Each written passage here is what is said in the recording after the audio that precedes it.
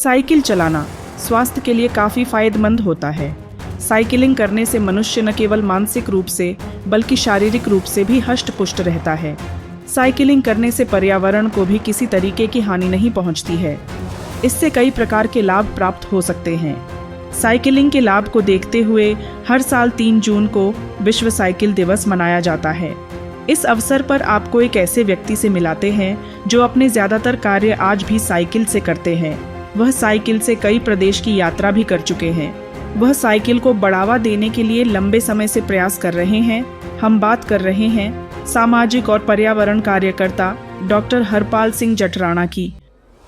3 जून 2018 को साइकिल दिवस मनाने की शुरुआत हुई। हम छठा साइकिल दिवस मना रहे हैं, जिसका उद्देश्य होता है कि अधिक से अधिक व्यक्ति साइकिल चलाएं, स्वस्थ रहें, अनेकों प्रकार की जो बीमारियां हैं उससे बचें, प्रदूषण से बचें, यातायात जाम से बचें। अनेकों फायदे साइकिल के होते हैं। 1817 को जर्मनी में पहली साइकिल बनाई गई थी, जिसमें पैडल और चेन नहीं होते थे, पैरों से उसको धकाकर चलाया जाता था। वर्ष 1990 तक ज्यादातर लोग साइकिल चलाना पसंद करते थे।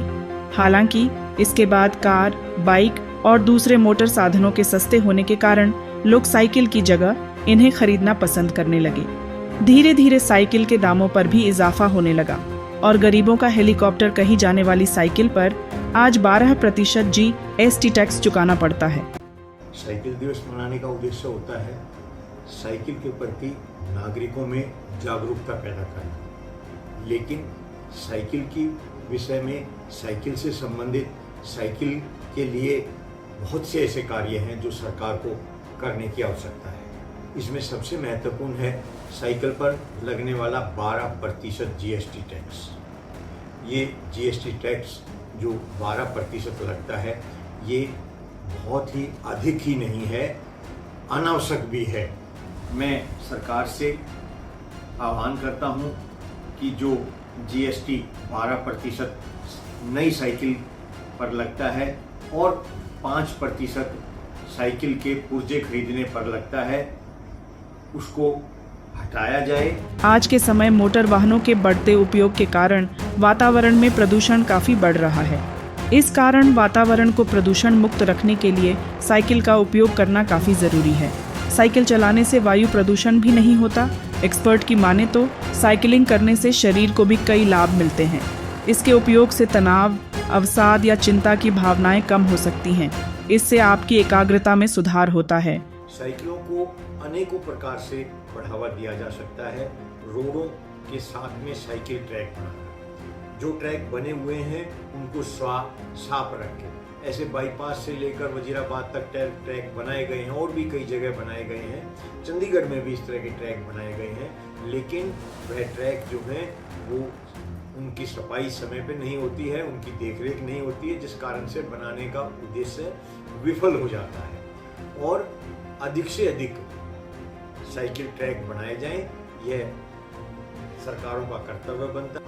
संसार में चीन के बाद सबसे ज़्यादा साइकिलें भारत में बनाई जाती हैं। यह गांव देहात में आज भी परिवहन का मुख्य साधन है। आज भी गांव में डाकिया अधिकतर साइकिल पे आता है, चाहे किसानों के फल सब्जी शहर में ले जाने की बात हो, दूध शहर में ले जाने की बात हो, या सामान्यतः देश में जितना प्रोत्साहन दूसरे वाहनों को दिया जा रहा है, उसके मुकाबले साइकिल को प्रोत्साहन ना मिलने के कारण से यह साइकिल आज सामान्य नागरिक से भी दूर होती जा रही है। व्यक्तियों को भी साइकिल चलाने का प्रयास करना चाहिए। ये व्यक्तियों के स्वास्थ्य के लिए अति लाभदायक है। अब समय आ गया है कि पर्यावरण को जितना हो सके बचाया जाए। भारत में कुल करीब प्रदूषण का चौथा हिस्सा करीब 27% वाहनों से हो रहा है, जो साइकिलिंग करने से कम किया जा सकता है। आज सरकारों के नागरिकों को भी अपनी जिम्मेदारी निभानी होगी। हम पहले ही पर्यावरण को काफी नुकसान पहुंचा चुके हैं। जैसे सामाजिक चेतना को जगाने वाली फिल्म को टैक्स फ्री किया जाता है, जबकि साइकिल तो जीवन से संबंधित आवश्यकताओं को और बेहतर बनाती है। क्यों न इसे भी टैक्स मुक्त और सब्सिडी युक्त बनाया जाए। इसके उपयोग को बढ़ाने के लिए भविष्य के लिए नीति बनाई जाने की ज़रूरत है। आज डॉक्टर हरपाल राणा के प्रयासों को अनदेखा नहीं किया जा सकता।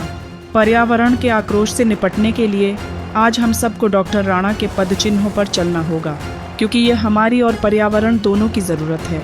प्राइम टाइम हिंदी से अर्जुन सिंह की रिपोर्ट।